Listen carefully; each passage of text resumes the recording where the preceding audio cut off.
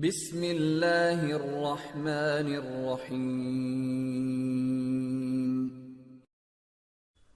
Hello everyone, welcome to our class of SYBCom 4th semester. Our topic is going on issue of debentures. Today we are going to solve question number 1 and 2 problem with solution. This is your basic questions on debentures. इसके बाद हम main सम start करेंगे. आज basic है इसलिए 2 सम लिया है हमने, तो चलते हैं सम की तरफ. क्वेश्चन 1 लिया हमने, पेमेंट ऑफ डिबेंचर इंटरेस्ट, यानी यहाँ पे सिर्फ डिबेंचर इंटरेस्ट के बारे में हम बात करेंगे. तो क्वेश्चन पहले पढ़ लेते हैं. Z Limited had issued a 2 lakh rupees 2 lakh 10% debenture on which interest was paid half yearly on 30th September and 31st March. तो 2 लाख का हमारा डिबेंचर इशू हुआ है. 10% यानी इंटरेस्ट है उसका 10%, तो 2 लाख का 10% 20,000 बना. और ये इंटरेस्ट हाफ ईयरली देना है 30 सितंबर को और 31 मार्च को. तो 2 लाख का 10% बनता है 20,000 और उसको हाफ ईयरली करेंगे तो 10,000 आ गया. Show the necessary journal entry relating to debenture interest for the year ended 31 March, assuming that all money were duly paid by the company. Tax deducted at source is 10%. आपको journal पास करनी है. और एक चीज़ और है कि duly paid by the company all the money, यानी debenture का रीपेमेंट वगैरह सब हो गया है. उनका जो मेन क्वेश्चन है कि they want to know about the interest and the TDS. तो वो मेन चीज़ है यहाँ पे, हमें वो जानना है. तो उसके लिए सबसे पहले वर्किंग नोट कर लेते हैं हम लोग यहाँ पे कि भाई 2 लाख पे 10% मैंने बताया आपको कितना है, 20,000 आया. और हाफ ईयरली काउंट करेंगे तो वो क्या बन गया, 10,000. और बच्चों टीडीएस मैंने इंट्रोडक्शन वीडियो में बताया था कि टीडीएस हमेशा आपका इंटरेस्ट के ऊपर कैलकुलेट होता है. तो यहाँ पे इंटरेस्ट हमारा 10,000 बनता है. तो 10,000 पे इंटरेस्ट जो टैक्स आएगा वो 10% आएगा, तो इट विल बी 1,000. ठीक है. तो ये हाफ ईयरली 10,000 1,000 है, तो यानी पहले 6 महीने के लिए, फिर अगले 6 महीने के लिए वापिस से 10,000 और 1,000 टीडीएस वगैरह कैलकुलेट होगा. ठीक है. जनरली आपको मैंने इंट्रोडक्शन वीडियो में बताई थी, आई बटन में चेक करें इंट्रोडक्शन वीडियो, वहाँ पे आपको जनरली मिल जाएगी बेसिक. तो चलते हैं हमारे सम की तरफ. जनरली हेडिंग दे दे, डेट पर्टिकुलर डेबिट क्रेडिट. तो पहली एंट्री हमारी क्या बनेगी, फर्स्ट ईयर फॉर ईयर 1, यानी जब 30 सितंबर से आपको एंट्री पास करनी है. तो पहली एंट्री हमारी इंटरेस्ट कैलकुलेशन की, डिबेंचर इंटरेस्ट 10,000 जो आया था हमारा, क्योंकि अब 6 महीने के लिए बात कर रहे हैं तो 6 महीने का 10,000 था. टीडीएस 1,000 और 10,000 में से आपका टीडीएस 1,000 निकल गया, तो डिबेंचर होल्डर को आप कितना देंगे, 9,000. तो ये जनरली के बेसिक मैंने बताया था इंट्रोडक्शन में, आप प्लीज़ वो चेक करें वीडियो. फिर इसके बाद आपको ये डिबेंचर होल्डर को 9,000 पेमेंट कर देना है. आपने इन्फॉर्मेशन दे दिया तो आप पेमेंट कर देते हैं.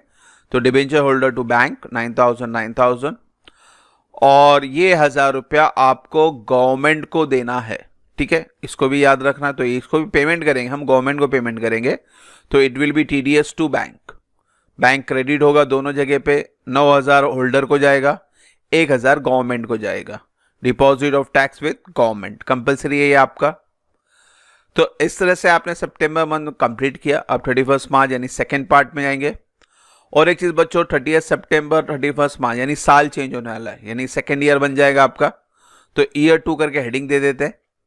ईयर 2 में भी सेम एंट्री आपको रिपीट करनी है, तीनों एंट्री सेम रिपीट करनी है, क्योंकि फिगर वगैरह कोई चेंजेस नहीं है.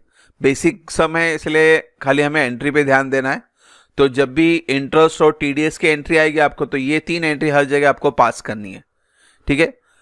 इशू और रिडम्पशन वगैरह जो वो हम आगे देखेंगे, आज बेसिक कर रहे हैं. तो ये मेन चीज़ आपको इसको याद रखनी है. तो अब सेकेंड ईयर यानी 31 मार्च को एंट्री पास करनी है, सेम एंट्री पास करनी है. पहले एंट्री क्या थी, इंटरेस्ट टीडीएस टू होल्डर, तो सेम एंट्री, अमाउंट भी सेम ही है आपका. तो सब सेम एंट्री पास करें. फिर सेकेंड एंट्री का है, होल्डर टू बैंक पेमेंट कर देंगे. डेट याद रखें 31 मार्च करना है.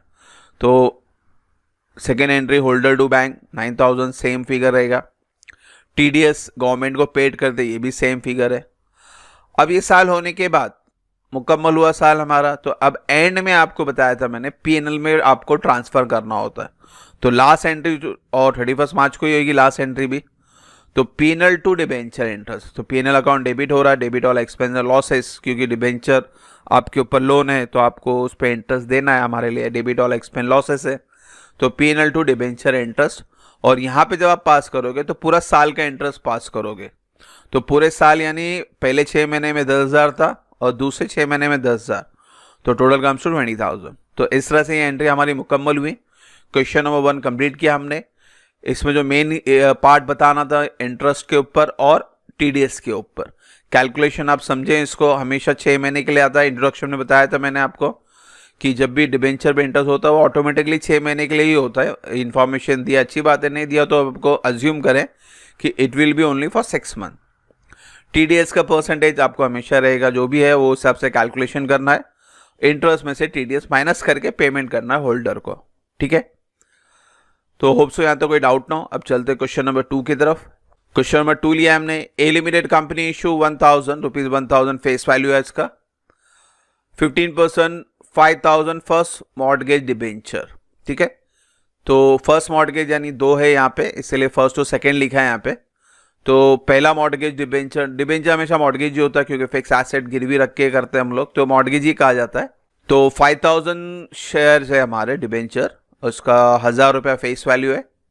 On with the amount payable is 200 on application. अब यहाँ पे एप्लीकेशन में इंस्टॉलमेंट में हम पैसा लोगे तो टोटल फेस वैल्यू 1,000 है।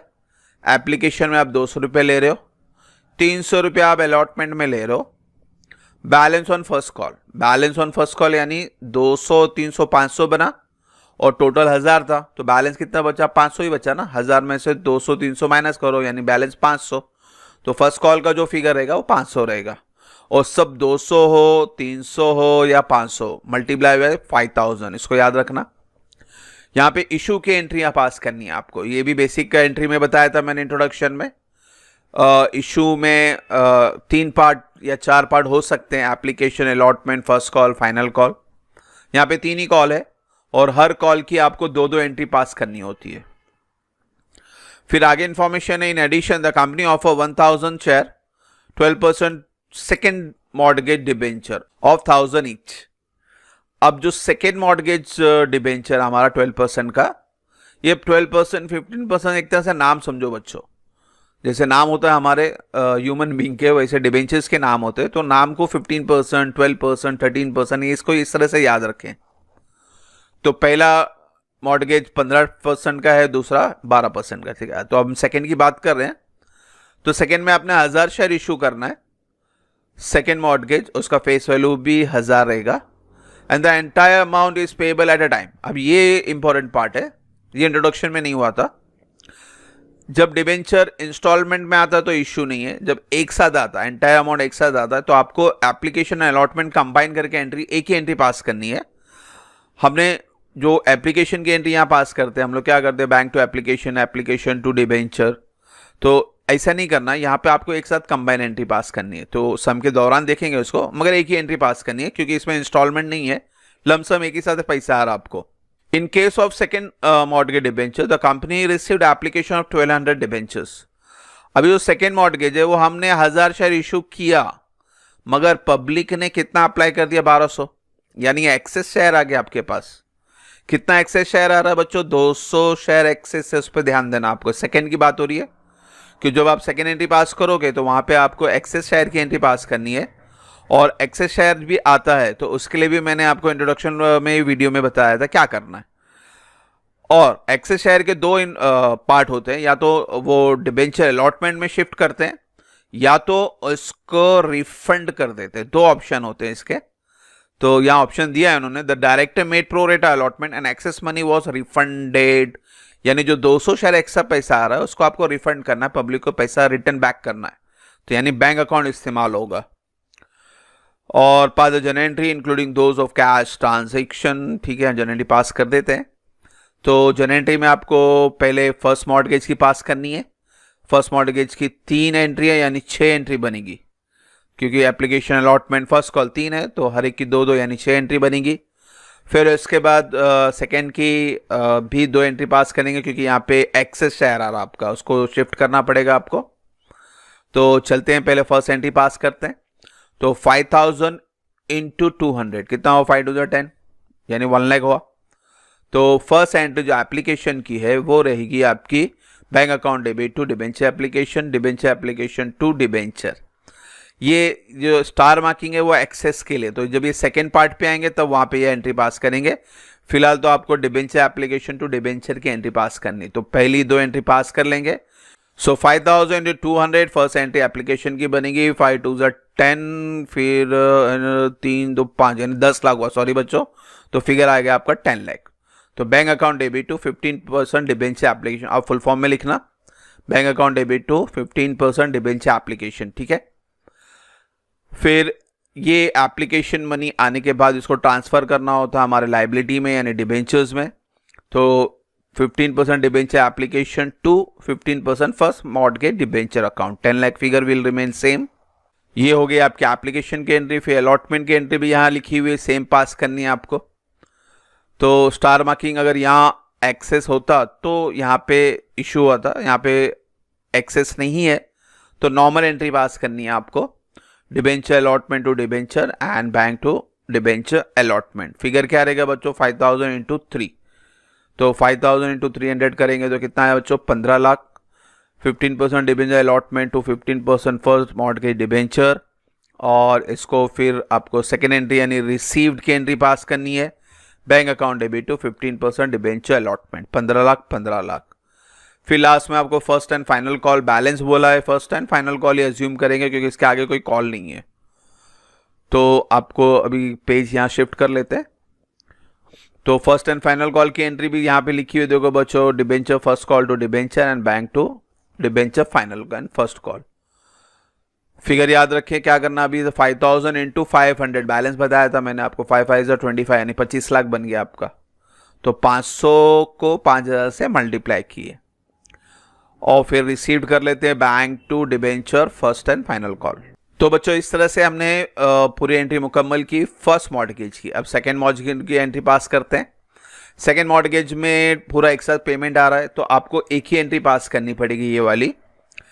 इंस्टेड ऑफ डिबेंचर एप्लीकेशन आपको दोनों वर्ड इस्तेमाल करना पड़ेगा, एप्लीकेशन एंड अलॉटमेंट। इसको हमेशा याद रखना, जब एंटायर पेमेंट एक साथ आता है तो सिर्फ फर्क ये है कि डिबेंचर एप्लीकेशन एंड अलॉटमेंट साथ में वर्ड ऐड कर देंगे।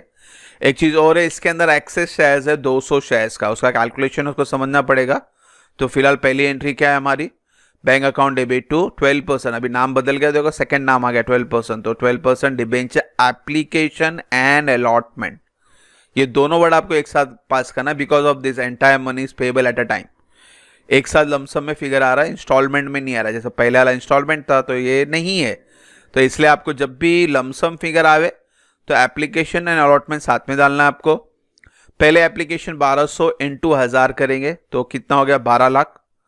अब जब हम रिसीव्ड की एंट्री पास करेंगे तो यहां पे आप देखोगे एक्सेस आया था, तो एक्सेस क्या हो रहा है, रिफंड हो रहा है। तो आप ये डिबेंचर अलॉटमेंट नहीं करेंगे, आप खाली क्या लिखेंगे यहाँ पे, टू बैंक, यानी debenture application to debenture to bank.